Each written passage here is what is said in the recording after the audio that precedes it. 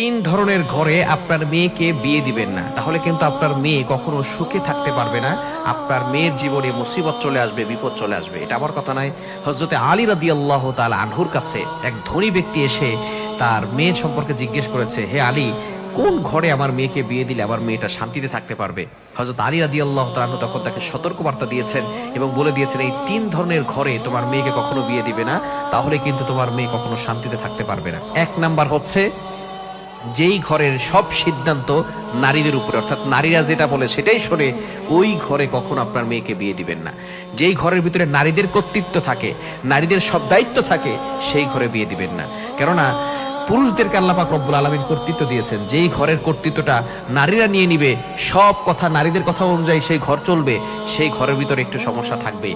কেননা একজন নারী আরেকজন নারীকে দেখতে পারে না, একজন নারী আর একজন নারী দেখতে পারে না। বর্তমানে আলহামদুলিল্লাহ ভালো হয়েছে।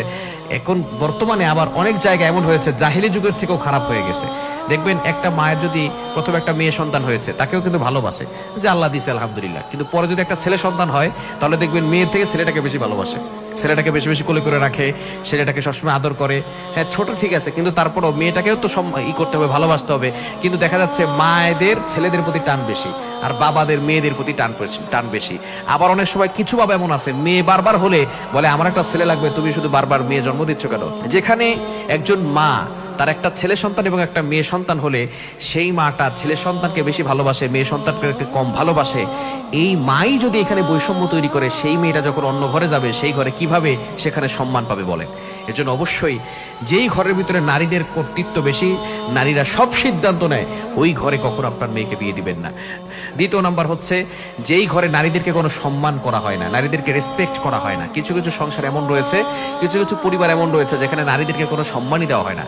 তার নারীদেরকে যেভাবে বাজেভাবে ব্যবহার করা হয়, তারা মনে করে নারীরা কোনো সম্মানের পাত্রই নয়। অথচ আল্লাহ পাক রব্বুল আলামিন নারীদেরকে বেশি সম্মান দিয়েছে। কোনো বাবার পায়ের নিচে সন্তানের জান্নাত নয়, মায়ের পায়ের নিচে হচ্ছে সন্তানের বেহেশত। তিন নাম্বার, যেই ঘরের ভিতরে তালাক বেশি হয়, ডিভোর্স বেশি হয়, অর্থাৎ সেই ঘরের যে কর্তৃত্ব, যারা যে সমস্ত পুরুষ আছে তারা বেশি বেশি তালাক দেয়।